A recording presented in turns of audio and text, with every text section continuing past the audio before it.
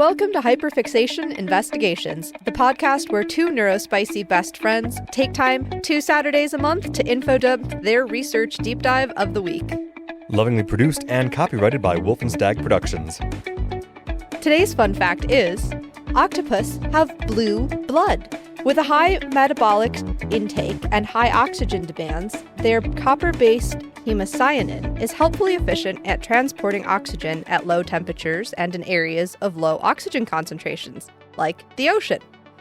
This is compared to our iron-based hemoglobin, which makes our blood red. Shout out to our neighborly Shed Aquarium for that little tidbit. Good morning, I'm Josh, and I will be captaining this week's episode, Octopuses, Triple the Heart, Double the Strange. Part 3 of our mini-series, Animals, Our Favorite Neighbors. Good evening, I'm Kara, and I'm just along for the ride. For those of you joining us for the first time, how things work here is, Josh will be leading us through a mini lecture on the topic, and we will discuss and ask questions throughout. Expect a lot of tangents. We switch off duties each week, so next week, expect Kara to helm the episode. Now to our regularly scheduled program. Josh, what have you been hyperfixating on this week? The mighty and strange octopus.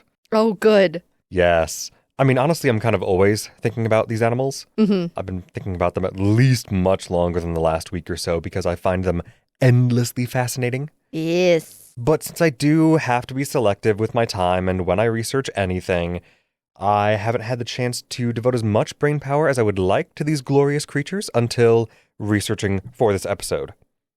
I am, of course, planning to discuss their evolution, some of their weird and fascinating biological traits, and there's so much more that I want to get into, and I was originally going to include a lot of historical, mythological, and cultural information as well as some species highlights. But then I realized that this episode was already getting long enough as it is. Like, I'm already at the number of pages of notes that I usually get to within a 45 to hour-long episode. Yeah.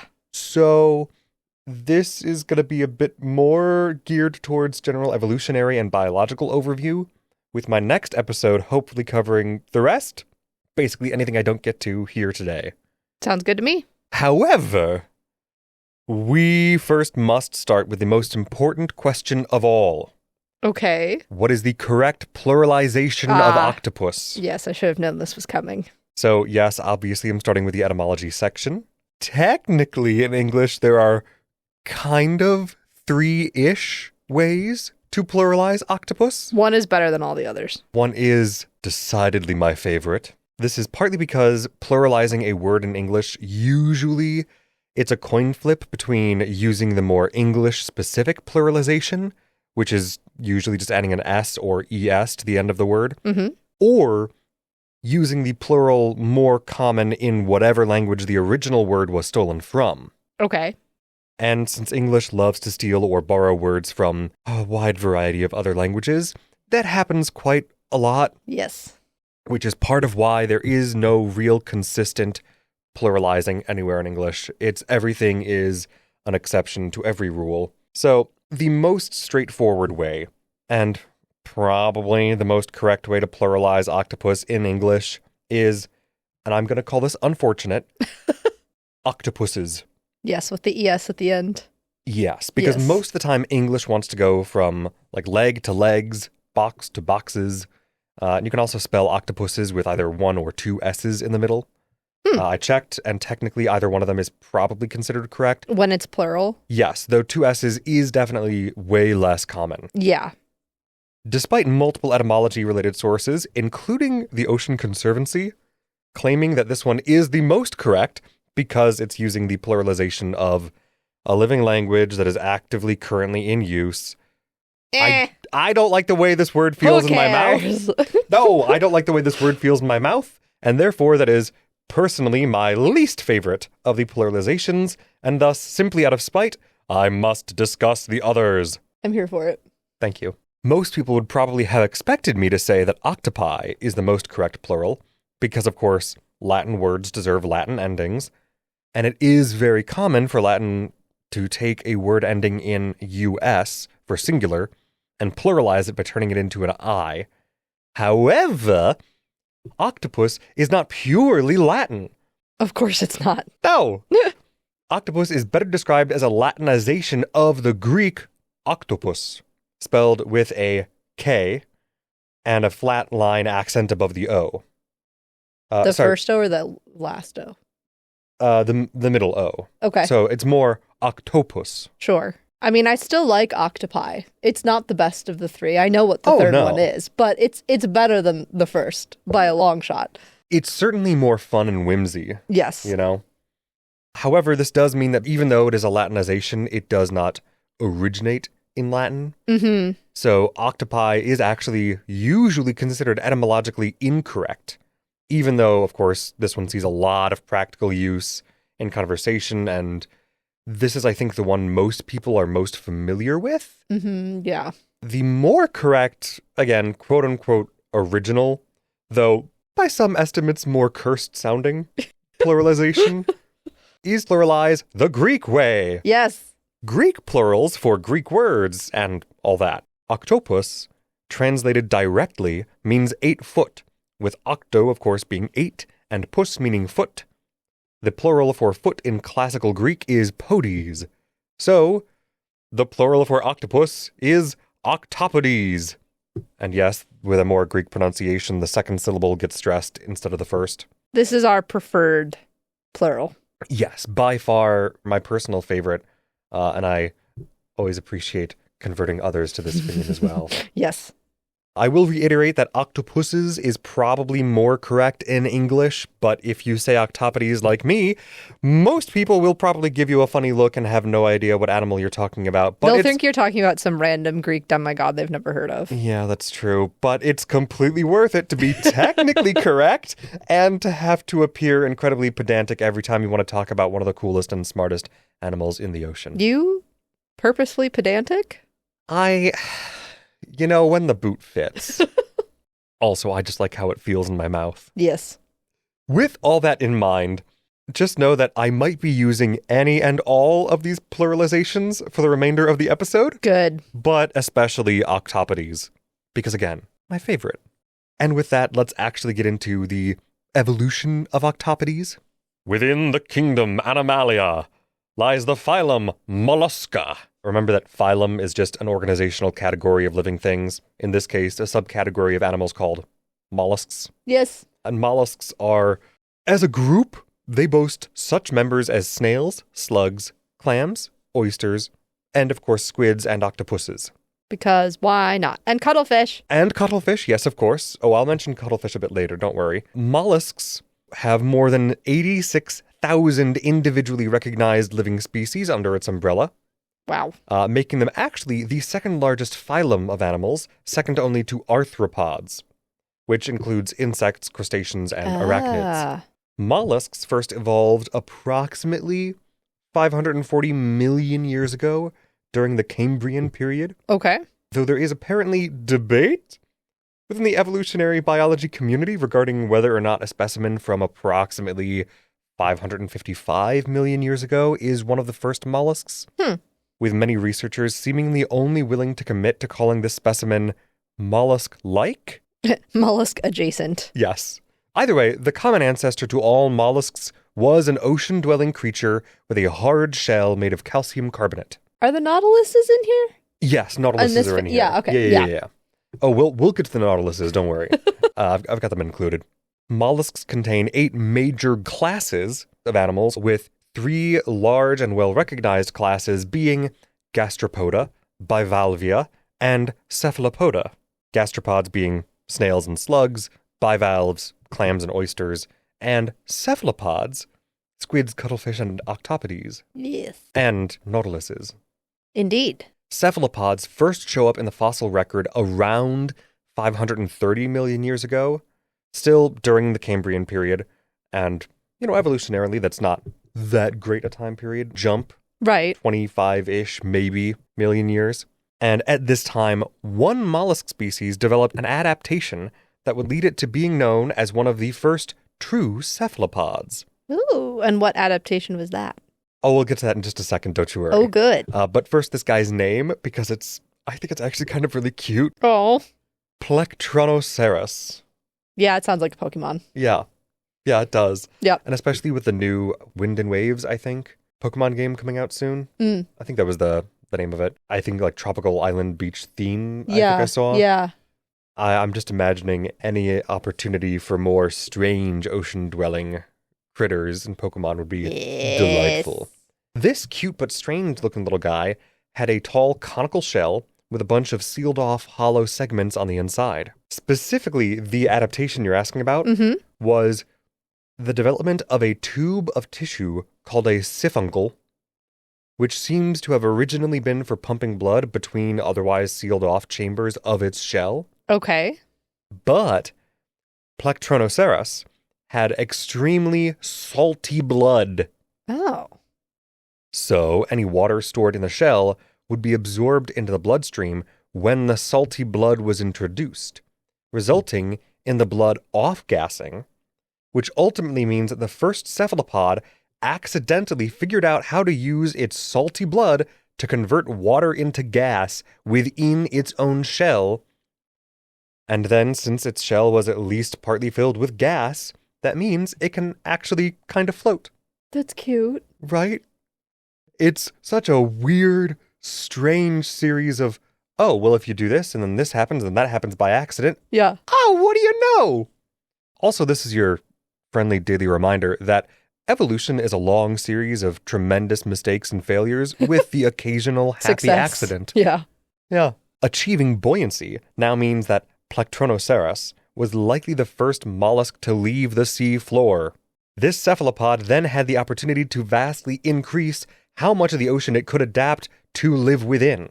Sure, that makes sense. Yeah. Just going, oh, well now the world's my oyster. Well, the world's my cephalopod? Sure. Well, they're all related, so. Yeah, but it's...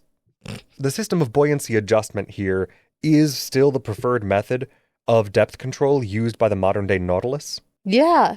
It sounded familiar, so. Yeah, though their shells are more of a coil shape, and actually I'll get into that a bit later. Mm-hmm.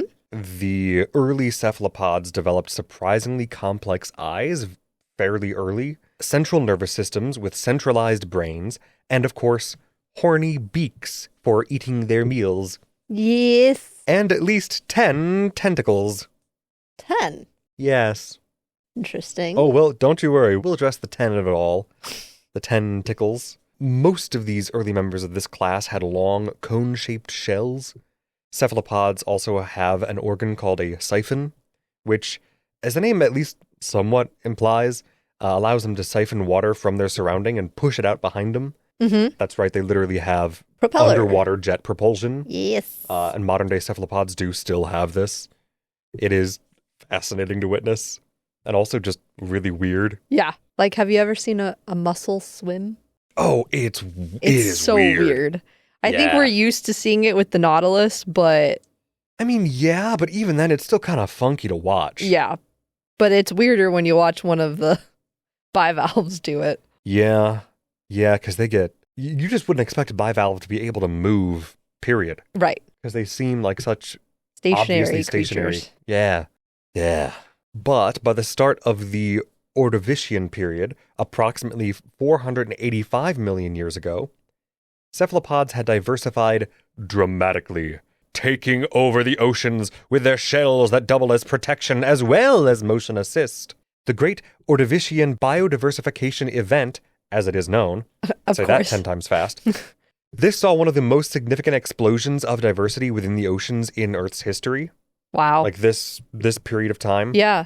And there are actually plenty of papers throughout the years discussing some huge nautiloids in this period, Mm-hmm. which may have had cone-shaped shells which reached 6 meters or 20 feet in length. Jeez. Like up from their body? Yes. Like a long cone, like an ice cream cone stretched 20 feet long, and that's the shell they live in. Huh. Yes. That's and that is wild. actually like most of their body. Yeah. There is additional historical reference to Chimeroceras. Camaro. Yes, Chimeroceras. As in like The car? chimeras? I don't know. Cool. No, but it's Chimeroceras is spelled Cameroceras. Okay. So I don't know that it would have a similar etymological root to chimera. But Chimeroceras supposedly would have had a shell up to 30 feet or 9 meters long, Wow. but that is actually highly disputed. Oh, I'm sure. Yes, and from the little bit of digging that I had time for, it kind of seems like the more recent evidence points to the larger shells actually being from a different genus and also not quite that large as originally thought, because the measurements were based on field observations that have been brought heavily into question. Oh, Yes. that's nice. Which is always fun. Regardless, this is also the first time many species of cephalopod were developing curved or coiled shells instead of conical shells. Nautilus! Yes. Coiled shells allow cephalopods to take up less space, spend less energy adjusting their buoyancy, and the coiled shell shapes are actually stronger and sturdier in general than their conical cousins. Well, and aren't the Nautilus shells the Fibonacci sequence? I believe so. I didn't Yeah. actually write that down, but I believe so. Which provides stability. Yeah, that's part of why they're more sturdy, they're more stable. Mm-hmm. Partly because a gentle curve is a very sturdy shape Mm-hmm. compared to a more rigid, flat surface. And granted, cones are still curved in one direction, but coils are curved in every direction, and then they wrap around themselves, providing structure from within and without. Right. Curves distribute force more evenly. And just to check in on the timeline here, cephalopods are more or less dominating the ocean when sharks first evolve approximately 450 million years ago, towards the end of the Ordovician period. Mm. Yes, so... And the sharks are old. Oh, yeah! So cephalopods are older. Yeah. Hey, sharks are older than trees. Yeah, that's wild. And cephalopods Are also are older than Therefore- sharks. older than trees. Yeah. By the Devonian period, known alternatively as the Age of Fishes, many jawed fish had begun to infiltrate the apex predator spots and compete with cephalopods for prey. Okay. The ammonoids emerged. I'm only going to kind of briefly touch on the ammonoids, but the classic image of a coiled shell of ancient ocean cephalopods with tentacles reaching out for their prey that look like giant versions of nautiluses, yeah, those are ammonoids. Cool. They rather successfully outcompeted fish for a long time, in part because of mass reproduction. Oh. They adapted to live fast, die young, and produce A lot. ton of offspring. Good. I've seen estimates ranging from thousands to millions of eggs over their lifetimes. That's astounding. Yeah. It's kind of truly absurd. Yeah. Oh, and the largest ammonoids are estimated to have been able to reach 2.5 meters or 8.2 feet in diameter. So bigger than a person. Yeah. Just this big coiled shell of a cephalopod, just Why not? absolutely enormous. Delightfully so. We love that for them. The evolutionary branch that we are concerned with today, however, are the cephalopods that removed their shells. And it began somewhere around 430 million years ago with Sphuceras, which could wrap itself around its shell and secrete an enzyme that helped break off the ends of its conical shell, Oh. allowing it to make itself shorter, rounder, and ultimately sturdier, as well as becoming actually more maneuverable. Interesting. And this ability and trait eventually progressed to the point that after, several millions of years, they were almost always wrapping around their shell. Interesting. Always. By the time we get to approximately 350 million years ago, so another 80 million years of evolution later, a whole new subclass of cephalopods called coleoids officially emerges from this adaptation. Okay. Finally, these are the cephalopods that keep their shell permanently inside their bodies. And yes, this is why squids, cuttlefish, and octopodes all have that kind of odd body shape that they do. Mm-hmm. It's because they used to have shells and they actually don't absorbed them. anymore. Yeah. They just went, sucked back in. Good. Good. But with their shells no longer being exterior, they needed a new defense mechanism. Mm-hmm. So, enter the ink sac, Ah. which formed at around the same time as a sort of bladder that can help disperse a cloud of ink made from melanin-based chemicals and a thick mucus. Okay. Fun fact about the ink, though, it's not just creating a visual distraction or a cloud of confusion. The ink is an irritant that can disrupt the senses of smell and sometimes cause permanent blindness. Oh, goodness. Yes. Again, they're not really getting as much benefit from having the shells at all. Like, they still exist, but they've just sucked them in. In fact, the weight of the internal shells became a hindrance. I can see that, yeah. So the coleoids began slowly thinning and shrinking the shells in favor of increased maneuverability, combining to result in increasingly active lifestyles. Well, have you ever seen octopuses, cuttlefish, squids? Yes. They're not animals that sit still. No, I mean, well, squids will to lay a trap because they are ambush hunters. Right, but not... No, and octopodes as well, but they are very active. Yeah. Especially compared to other older species of cephalopod and some of their cousins. Mm-hmm.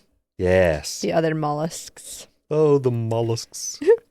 As part of this, they also developed a set of small fins on the top of their heads near where the points of their shells used to be, which helped them dramatically in altering their direction of travel while swimming.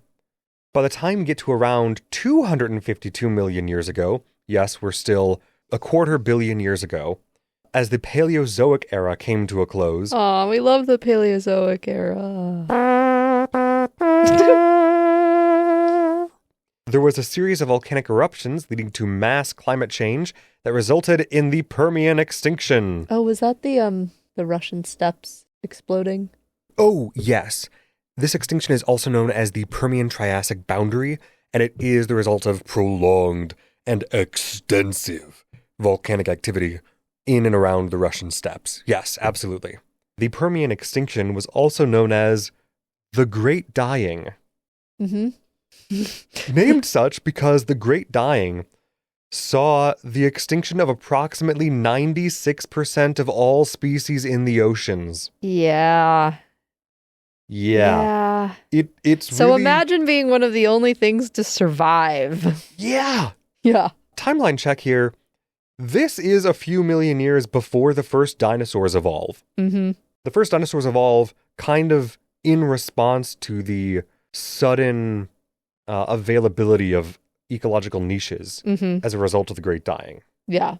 And we see this actually with cephalopods and their ancestors throughout these periods as various mass extinctions occur. And well, really with all species, but as various mass extinctions occur, there is an explosion of biodiversity immediately following that. Mm-hmm. As various species adapt to fill those niches, they now are not restricted from by other creatures living in those spaces or using those lifestyles. They adapt them for themselves. Yeah, that makes sense.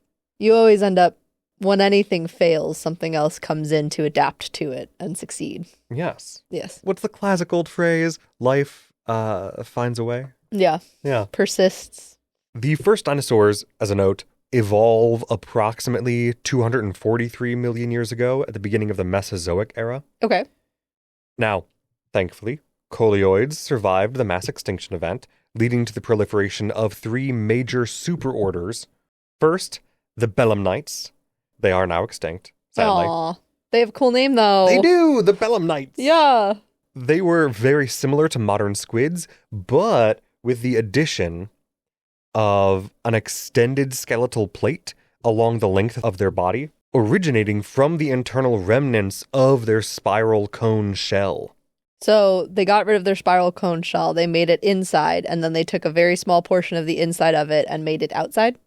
No, it was still inside. Oh. It was like almost... an internal ridge, kind of? Yeah, it was almost like a backbone. Okay. Almost. And they had 10 arms with no tentacles. And yes, I'll get into the arms tentacles thing in just a second. Okay. Because I was going to say, what? I know it's a weird... Once you get into it, it's very straightforward, but it seems weird. Yeah. And their arms were covered in hundreds of small, sharp, chitinous hooks. Which, there are still hooks. Yeah, some species of modern cephalopods do still have some hooks. Yeah, like inside their suckers. Yeah, but like it is much more rare. Mm. And it seems to have been common within the belemnites. Alrighty. Secondly, Decapodiforms. Decapodiforms. Yes. Well, deca means 10. Yes. Pod, foot. Yes. Form, shape. Shape, yeah. Yeah. This is the superorder which contains squids and cuttlefish. Cute. And the Decapodiforms first emerge around, during the Jurassic period. 201 to 145 million years ago. Uh-huh. Still old as fuck. Old. So technically, a truly paleontologically accurate Jurassic Park would have a bunch of early squids and cuttlefish alongside their ammonoid cousins. Also, just because I think it's funny to point this out, the following dinosaurs from the original Jurassic Park are not actually from the Jurassic, but from the Cretaceous period. Oh, good. T-Rex, Velociraptor, Pachycephalosaurus, Triceratops. So like all of them. Parasaurolophus, Gallimimus, and Ankylosaurus. Like all the important ones. Basically. From the movies are from the wrong period. Yes. Good. The only two that I'm aware of that I think for sure are from the Jurassic were the Dilophosaurus and the Brachiosaurus. Nice. Just to be amusingly pedantic about it all. Now, as you pointed out, the name decapod means 10 foot. And specifically, squid and cuttlefish, they have 8 arms and 2 tentacles. Okay. Yes. Are we getting into the point where we learn the distinction between the two? Yes. Great. Literally, my next sentence here in my notes was the difference between arms and tentacles. Fantastic. Arms are covered in suckers their entire length and are meant to manipulate objects anywhere along their length. The range of motion is intended that the entire arm can be used for those purposes. What we traditionally would think of as a tentacle. Yeah. Really? Most people think of arms as tentacles, which is incorrect. Okay. Tentacles, meanwhile, only have suckers on their tips, like a club-shaped tip, if they have suckers at all. Oh, interesting. Yes. Tentacles are also generally retractable. Evolutionarily, tentacles among cephalopods used to be arms millions of years ago, but became more specialized limbs over time.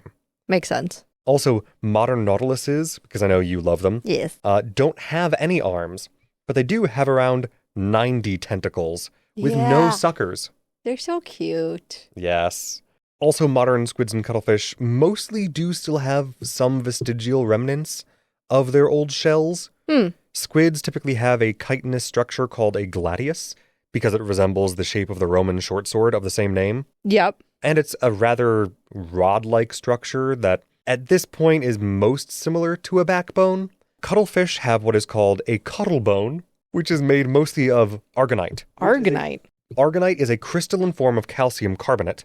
Huh. Calcium carbonate, by the way, is also what chalk, eggshells, pearls, and limestone are all made out of. Right. For reference.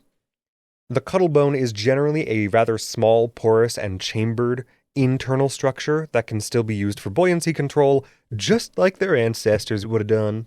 Cool. Then, of course, finally, the cephalopods we are most interested in today, the superorder Octopodiform. The first of these soft-bodied octopods emerged during the Cretaceous period, between 145 and 66 million years ago.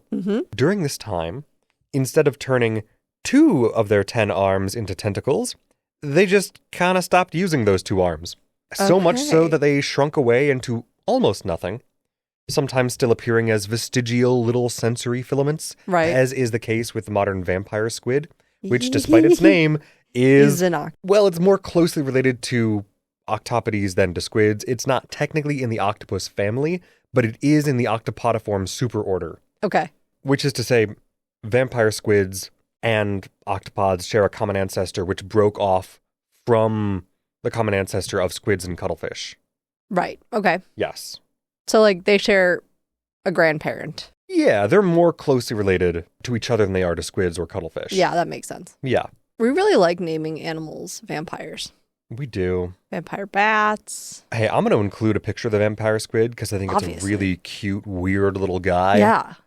Now, octopodes, while not having tentacles, are considered more dexterous than their squiddy cousins, being able to use their arms to manipulate objects and even walk along the sea floor in ways that squids cannot. Yeah. Sometimes they've even been seen using 2 tentacles like legs. And running. Yes. It is weird to see. So cute. But it's so cute. I love it so much. Well, and when you kind of think about just common image and like knowledge, I think, of squid and octopus, the squids are often more straight and swim in straight lines, and their arms, whereas they have some flexibility to them, are always in a somewhat straight positioning with the rest of their body. Whereas octopodes are very flowy, and like the arms are moving at every single joint and juncture. Not that there really are joints and junctures in them, but they're much more like round and fluid in their motion and all that. Yeah, they're very fluid. Yeah. Timeline check. At the end of the Cretaceous period, 66 million years ago, the Earth was struck by a meteor estimated to have been 10 to 15 kilometers, or 6 to 9 miles in diameter, at the edge of the Yucatan Peninsula, creating what is now known as the Chicxulub impact crater. Yes. Goodbye, dinosaurs. Yes. The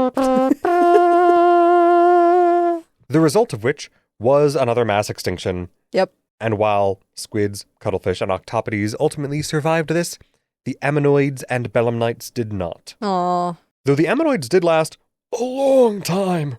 And many other cephalopods also died at this time. Yeah. Which means that the dominance of the cephalopods in the ocean more or less came to an end. Oh, and most of the dinosaurs also got wiped out, of course, but, they're the ones who usually get all the spotlight, so... Well, hey, so sharks would have already existed. Yeah, so sharks survived. They have some interesting theories about some of the deep ocean sharks, the ones that are able to live like 500 or 600 years. Yeah. I think there's one they estimate is maybe somewhere between 700 and 800. I can't remember now if that's... The Greenland shark? Maybe. I think that guy can get up to 500. Maybe. I can't remember now off the top of my head. But, so there are forms of shark that also survived that mass extinction. Yeah. Just after this mass extinction, as has happened with every mass extinction before it, there are huge gaps in environmental niches and food webs, and our many armed friends once again diversified dramatically and explosively to fill those gaps. Yay! I will point out that it seems to be generally believed that part of the reason octopodes and other soft-bodied cephalopods survived as well as they did in the face of this mass extinction is partly because they were extremely maneuverable in the water. Yeah. Where their larger, hard-shelled cousins were not. I could see that. Not being able to escape the predators that are left as easily, getting crushed into coral reefs and the ocean floor with what would likely have been like extreme tsunamis all across the entire face of what was water on the earth. Then yeah. Whereas if you're kind of loosey-goosey, you just go with the flow. You're less likely to get injured, just like you shouldn't tense up if you see yourself getting in a car accident. Oh, yeah. Oh, yeah. Or even more cause for dying during this period, though, was actually the after effects of the impact itself. Because many of those hard-shelled cephalopods, such as ammonoids, had their shells heavily damaged for many generations because one of the detrimental effects on the climate as a result of the meteor impact was acid rain and ocean acidification. Oh, yep, that makes sense. Yes. And what is very sensitive to acid? Calcium carbonate. Yes. Ooh, it is sensitive. Yeah. And especially with their live fast, grow quick, die young model of propagation. Yeah, the young ammonids were not doing well. They were not surviving long enough because their shells were extremely brittle. Yeah.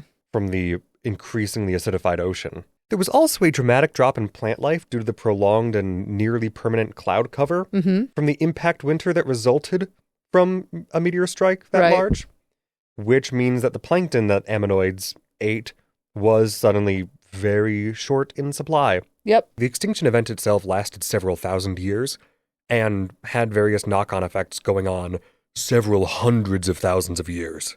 Anywho, this more or less brings us to an end of this evolutionary segment, but there is more to say about the fascinating biology and behavior of the approximately 300 extant species of octopus. Yes. So I'm a bit parched. I think now is probably the best spot for our break. Okie doke. So we'll get into all that in just a minute. You know, I wish I could contort my entire body into an opening the size of a quarter, but the closest I'll probably get to that is a little bit of light yoga. So this is everyone's reminder to take a break and stretch if you've been in one position for a while. For those who appreciate social media updates and episode reminders, please follow us on YouTube at Hyperfixation Investigations Podcast or on Blue Sky at HI-Podcast. Go check us out on those platforms and follow along. And please, leave a comment or review on YouTube, Spotify, Apple Podcasts, or even on our website. We love to hear from you, and it helps us a lot. And now that we've limbered up a little bit, I know I always need a stretch before and after recording. Let's get back into the weird biology of my favorite many-armed ocean dwellers. Alright, so before the break, we reached the modern Cenozoic era, during which mammals and fish have become the dominant ocean predators. Now, I realize that the first bit of modern octopus biology is actually kind of also one last bit about evolutionary sciences. Of course. This will require us to real quick talk about DNA and RNA. Of course. DNA, deoxyribonucleic acid, is what we think of typically when we're talking about any living organism's genetic information. DNA is just a really long polymer chain of sugar phosphates and bases in a double helix shape that stores and maintains genetic information for any living thing. This is the most important part of that information. Store that. Got it. DNA is a blueprint that all your cells use as reference when doing any growth or repair work in your body. This is why certain hazards, such as acute radiation, are so dangerous, because they can damage the DNA stored within your cells, which means the information your cells will use to repair damages Is to wrong. themselves. Yeah, is either wrong or sometimes incomplete. Yeah, damage such as that is one of the ways we develop cancers and other genetic anomalies. Although sometimes it can just happen that information gets copied wrong on accident, not for any fault of anything that happened to the DNA. Sometimes it just happens. Yeah. It's not a perfect process. No, it's not.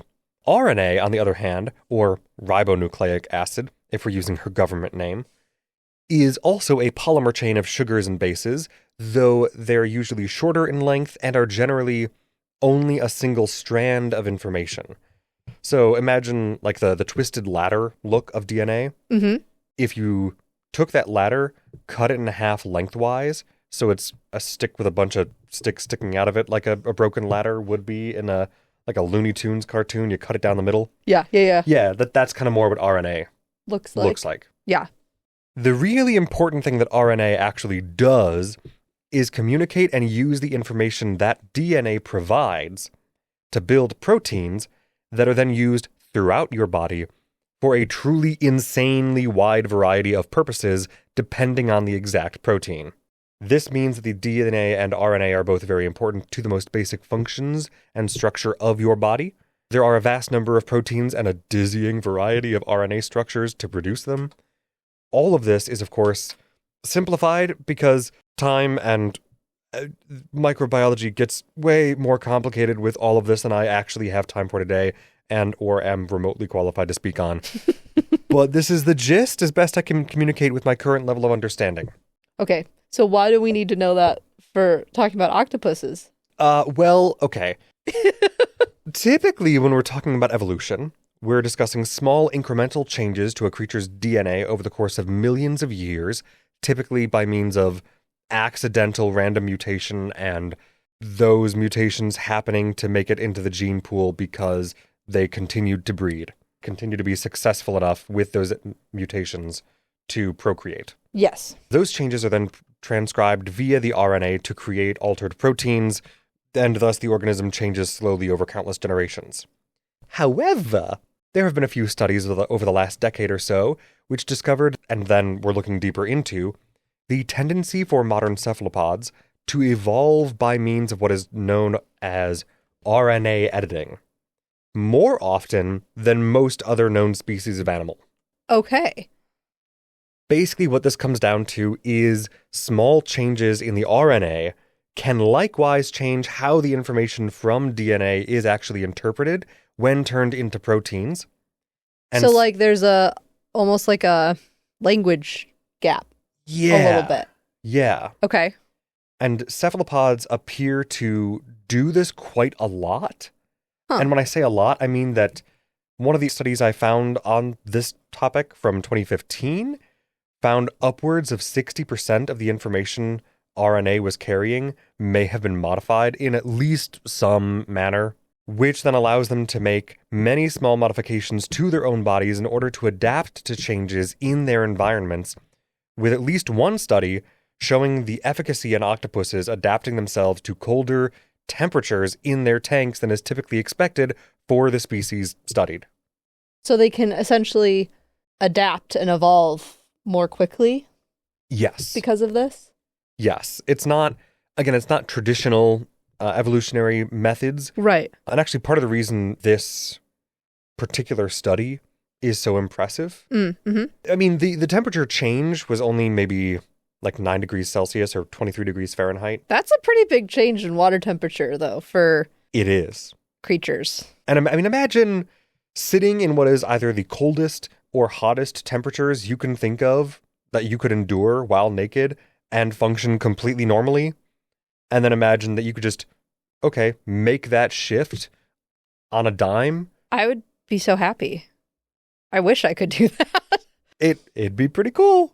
The thing with cephalopods is how much of their body is a very, very, very thin separator between the outside world and their brain.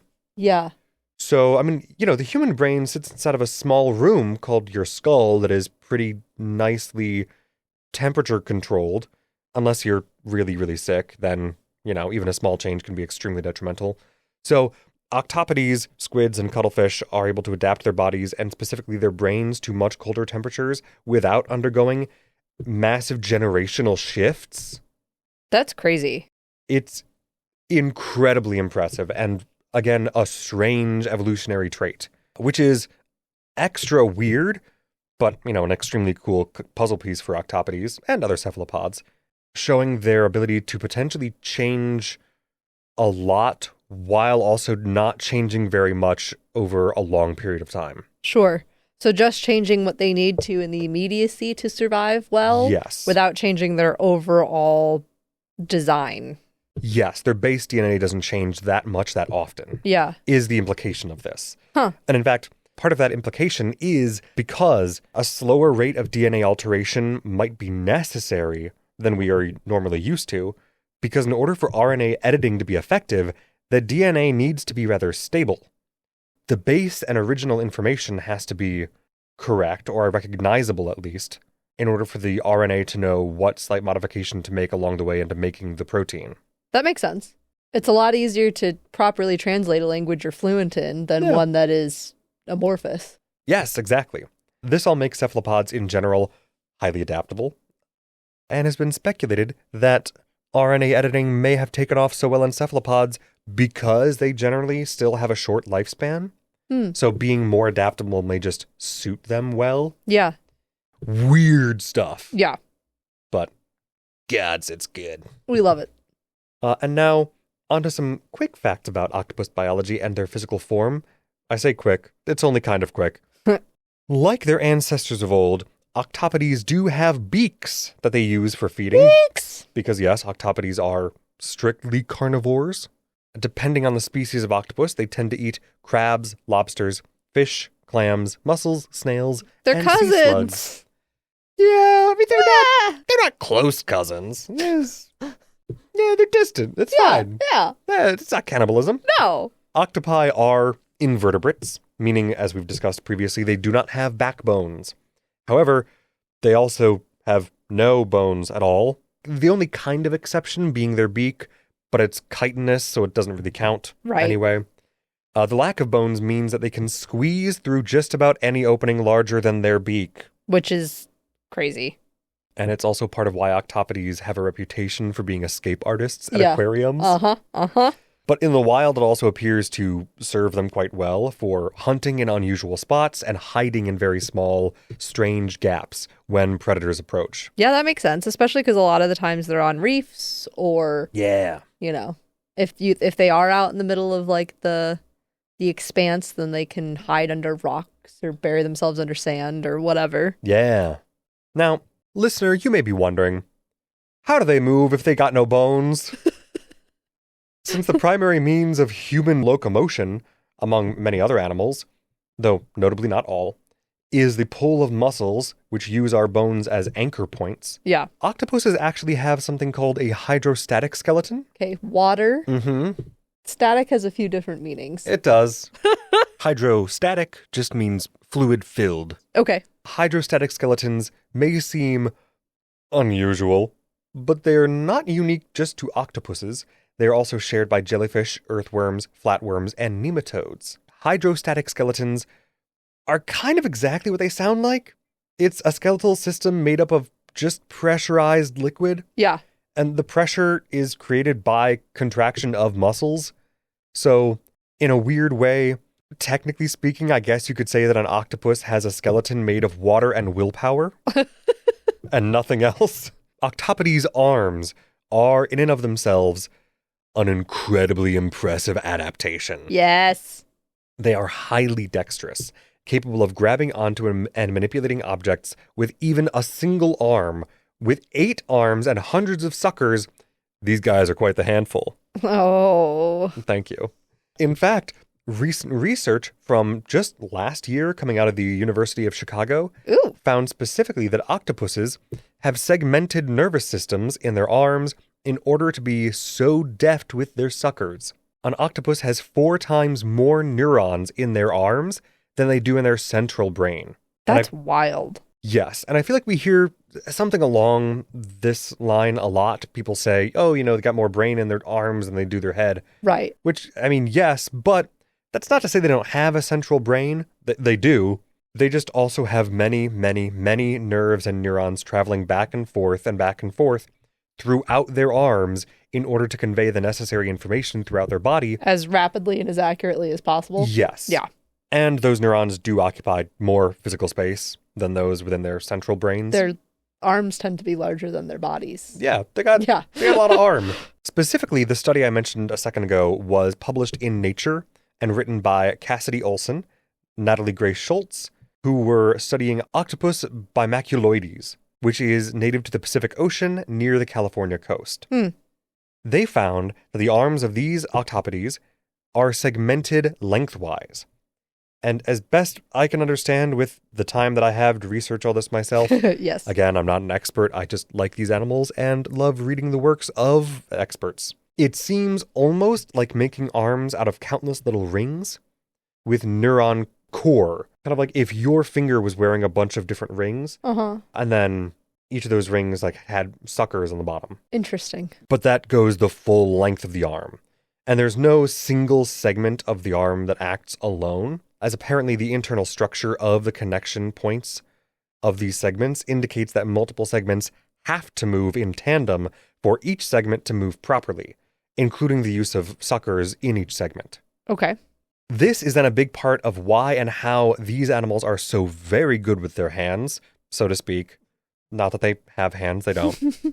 A huge chunk of their brain power goes to in moving their arms in exactly the right way to move themselves and manipulate both objects and prey.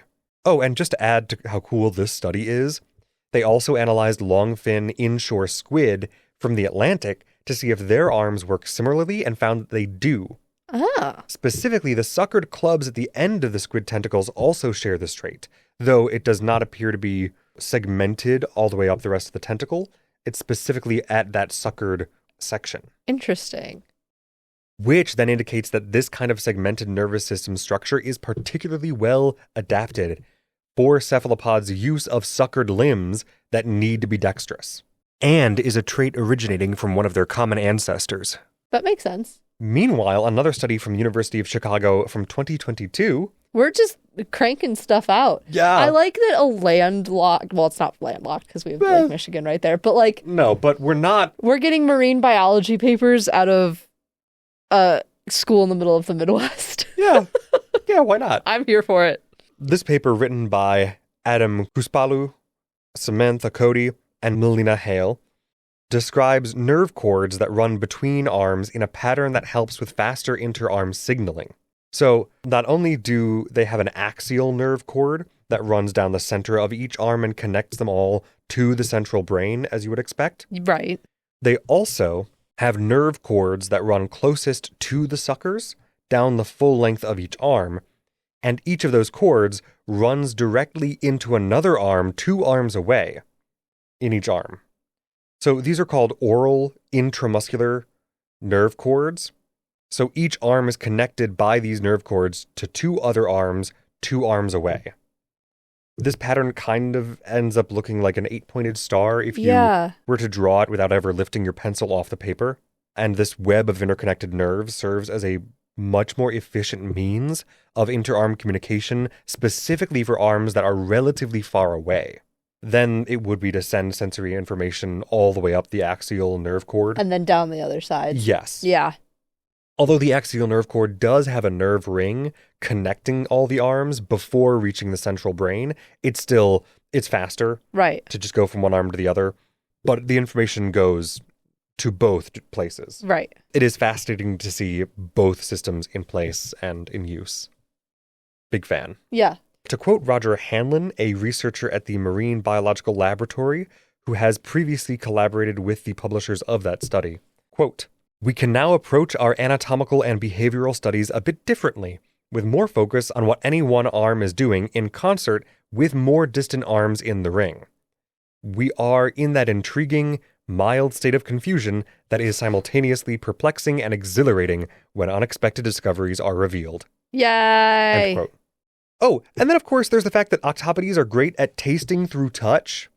Squids kind of also do this, but they seem to be adapted to taste different compounds. Okay. So squids and cuttlefish have a sense of taste through chemical receptors which more closely match our own sense of taste. Interesting. And specifically, they're great at tasting bitter flavors. Partly because bitter can be an indicator of toxicity in food. Sure. And therefore whether or not it's worth eating. Meanwhile, octopuses are using specially repurposed neural transmitters in their arms to detect greasy and insoluble molecules that don't dissolve easily in the ocean, allowing for sight-by-touch method of moving through the world that we would only really experience as a texture instead of a flavor ourselves. Just the whole idea that, taste can happen outside of like a mouth area is kind of just in and of itself hard to wrap your brain around. What if your arm was a tongue? Yeah, and that things that you only feel as a texture now have taste. Yeah. I don't know how I feel about that one. It's a little upsetting to think about too long, but it's also really cool. Yes. Also worth pointing out is that when I say specially repurposed neural transmitters, I do mean that quite literally they're chemotactile receptors. Chemotactile just means chemical touch. They have a very similar structure and seem to have evolved from something very similar to the same type of neural transmitters that humans have in our brains at our neuromuscular junctions, where neurons responsible for muscle movements and skeletal fibers connect. Huh. Right, but instead of sending and receiving neurotransmitters, they've adapted these synapses to detect greasy compounds. That's wild. Yeah, so when I say they taste by touch, it's not quite taste in the way that we're used to thinking of it, but it is still effectively the same function. It's weird, but God, is it fascinating. Yeah. Octopuses are also incredibly talented at changing their appearance to ward off predators and to help catch their prey. This is one of my favorite parts. Yes. Masters of disguise. However, I think I'm going to save discussions of their chromatophores for next time. Fine. Because there's still so much cool stuff I want to talk about. And I want to highlight a few species next time as well. When we get to the chromatophores, I got to talk about the mimic octopus. God, it's cool. Yeah. I also want to talk about some of the cultural, mythological, and historical information next time. I just love how cool and weird these animals are. They are. Oh, I forgot. I didn't even get into talking about how crazy intelligent they are and some of the studies behind how we know that. Yes. There are some really good documentaries about that as well. There are. For those of you who might be interested in further education on the topic. It's delightful. I'll just save that all for next time. In the meantime... Suffice to say, they're very smart. Yes. Oh God, they're so smart. They're so cool. And I'll mention this again next time. In the realm of animals that I kind of consider people based on their intelligence level, Octopodes, crows, ravens, Elephants. elephants, dolphins, horses. They're all pretty... Oh, they're smart. Yeah, They know exactly what's going on. for sure. In the meantime, see you next time, folks. Where we'll discuss even more about octopodes. I'm giving you a round of applause. Oh, thank you. With all 8 limbs? With all 8 limbs. Thank you. You're welcome. That's a wrap on episode 32, Octopuses. If you'd like to delve further into this topic, our research sources and related images are posted on our website, hyperfixation-investigations.com. Again, that is hyperfixation-investigations.com. Thanks so much for listening. Follow us on social media for updates and stay tuned on our various platforms and website for news and upcoming perks. See you next time, and remember, what's a little info dumping between friends?